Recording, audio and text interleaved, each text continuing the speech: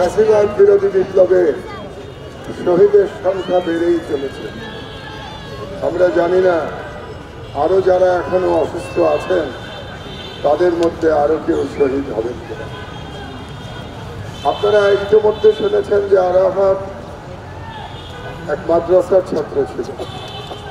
এই ফ্যাসিবাদ বিরোধী এই মহান জুলাই বিপ্লবে মাদ্রাসার ছেলেরা যে অবিস্মরণীয় ভূমিকা রেখেছে সেটা আপনারা সবাই জানেন, দেখেছেন সাংবাদিকরা।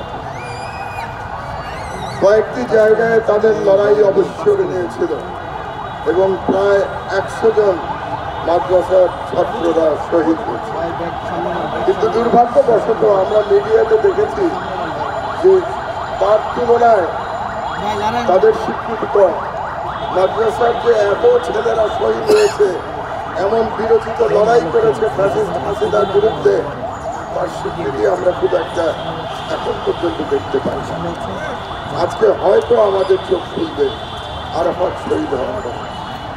আরাফাতের সত্য পিতা এখানে উপস্থিত আছেন, তার বড় ভাই এখানে উপস্থিত আছে, তার একমাত্র বোন শিশু এখানে উপস্থিত আছে।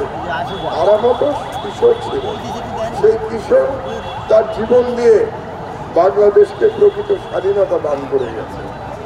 আরাফাতের এই ঋণ শোধ হওয়ার নয়, তবু আমাদের চেষ্টা করতে হবে এই ঋণ শোধ করবার জন্য। এই ঋণ আমরা কিভাবে শোধ করবো? এই ঋণ শোধ করবো আমরা বাংলাদেশের স্বাধীনতা অক্ষুণ্ণ রেখে। এই ঋণ শোধ করবো আমরা ভারতীয় সম্প্রসারণবাদের মোকাবেলা করে। এখনো দিল্লি থেকে ষড়যন্ত্র চলছে, আপনারা জানেন। এই ষড়যন্ত্র আমাদের ঐক্যবদ্ধভাবে মোকাবেলা করতে হবে। এই ঋণ আমরা শোধ করব আমরা প্রত্যেকে আরাফাতের পরিবারের পাশে থেকে যার যতটুকু ক্ষমতা সেই ক্ষমতা নিয়ে এই শহীদ পরিবারের পাশে আমাদেরকে থাকতে হবে। তাদেরকে যেন আমরা কখনো ভুলে না যাই। আমরা তাদের স্মৃতিকে কোনোদিন অমলিন হতে দেব না ইনশাআল্লাহ। এবং আমরা জানি যে এই আলেম সমাজ সেই 2013 সাল থেকে রক্ত দিয়ে এসছে এই হাসিনার বিরুদ্ধে। শাপলা চত্বরের গণহত্যার কথা নিশ্চয়ই আমরা ভুলে যাই নাই। এই শাপলা চত্বরের গণহত্যার মধ্যে দিয়ে হাসিনা এই ইসলামের বিরুদ্ধে আক্রমণ শুরু হয়েছিল, এটা যেন আমরা স্মরণে রাখি। শাপলার শহীদদেরও যেন আমরা ভুলে না যাই। আমি সরকারের অনেক প্রভাবশালী ব্যক্তি এখানে উপস্থিত আছেন, তাদের কাছে আমি আহ্বান জানাবো, দাবি জানাবো যে এই সবগুলো হত্যাকাণ্ডের বিচার হতে হবে, এই সবগুলো গণহত্যার বিচার। 1 নম্বর দাবি। 2 নম্বর, যারা শহীদ হয়েছে সেই সমস্ত পরিবারের পুনর্বাসনের ব্যবস্থা করতে হবে। সরকারকে অবশ্যই পুনর্বাসনের ব্যবস্থা করতে হবে।